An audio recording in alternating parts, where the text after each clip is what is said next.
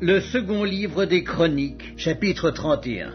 Lorsque tout cela fut terminé, tous ceux d'Israël qui étaient présents partirent pour les villes de Juda, et ils brisèrent les statues, abattirent les idoles, et renversèrent entièrement les hauts lieux et les autels dans tout Juda et Benjamin, et dans Éphraïm et Manassé. Puis tous les enfants d'Israël retournèrent dans leur ville, chacun dans sa propriété. Ézéchias rétablit les classes des sacrificateurs et des Lévites d'après leur division, chacun selon ses fonctions, sacrificateurs et Lévites, pour les holocaustes et les sacrifices d'action de grâce, pour le service, pour les chants et les louanges, aux portes du camp de l'Éternel. Le roi donna une portion de ses biens pour les holocaustes du matin et du soir, et pour les holocaustes des sabbats, des nouvelles lunes et des fêtes, comme il est écrit dans la loi de l'Éternel. Et il dit au peuple, aux habitants de Jérusalem, de donner la portion des sacrificateurs et des Lévites, afin qu'ils observassent fidèlement la loi de l'Éternel. Lorsque la chose fut répandue, les enfants d'Israël donnèrent en abondance les prémices du blé, du mou, de l'huile, du miel et de tous les produits des champs. Ils apportèrent aussi en abondance la dîme de tout. De même, les enfants d'Israël et de Juda qui demeuraient dans les villes de Juda donnèrent la dîme du gros et du menu bétail et la dîme des choses saintes qui étaient consacrées à l'Éternel, leur Dieu, et dont on fit plusieurs tas. On commença à former l'État au 3e mois et l'on acheva au 7e mois. Ézéchias et les chefs vinrent voir l'État et ils bénirent l'Éternel et son peuple d'Israël. Et Ézéchias interrogea les sacrificateurs et les Lévites au sujet de ces tas. Alors le souverain sacrificateur Azaria, de la maison de Sadoc, lui répondit: « Depuis qu'on a commencé d'apporter les offrandes dans la maison de l'Éternel, nous avons mangé, nous nous sommes rassasiés et nous en avons beaucoup laissé, car l'Éternel a béni son peuple. Et voici la grande quantité qu'il y a de reste. » Ézéchias donna l'ordre de préparer des chambres dans la maison de l'Éternel, et on les prépara. On y apporta fidèlement les offrandes, la dîme et les choses saintes. Le Lévite Conania en eut l'intendance et son frère Skiméi était en second. Jéiel, Azazia, Nakat, Azaël, Jérimoth, Josabad, Eliel, Gismakia, Makat et Benaja étaient employés sous la direction de Conania et de son frère Skiméi, d'après l'ordre du roi Ézéchias et d'Azaria, chef de la maison de Dieu. Le Lévite Coré, fils de Jimna, portier de l'Orient, avait l'intendance des dons volontaires faits à Dieu pour distribuer ce qui était présenté à l'Éternel par élévation et les choses très saintes. Dans les villes sacerdotales, Éden, Benjamin, Josué, Semaïja, Amaria, Skekania étaient placés sous sa direction pour faire fidèlement les distributions à leurs frères, grands et petits, selon leur division. Aux mâles enregistrés depuis l'âge de 3 ans et au-dessus, à tous ceux qui entraient journellement dans la maison de l'Éternel pour faire leur service selon leurs fonctions et selon leur division, aux sacrificateurs enregistrés d'après leur maison paternelle, et aux Lévites de 20 ans et au-dessus, selon leurs fonctions et selon leur division, à ceux de toute l'assemblée enregistrés avec tous leurs petits-enfants, leurs femmes, leurs fils et leurs filles, car ils se consacraient fidèlement au service du sanctuaire. Et pour les fils d'Aaron, les sacrificateurs qui demeuraient à la campagne, dans les banlieues de leur ville, il y avait dans chaque ville des hommes désignés par leur nom pour distribuer les portions à tous les mâles des sacrificateurs et à tous les Lévites enregistrés. Voilà ce que fit Ézéchias dans tout Juda. Il fit ce qui est bien, ce qui est droit, ce qui est vrai devant l'Éternel son Dieu. Il agit de tout son cœur et il réussit dans tout ce qu'il entreprit en recherchant son Dieu pour le service de la maison de Dieu, pour la loi et pour les commandements.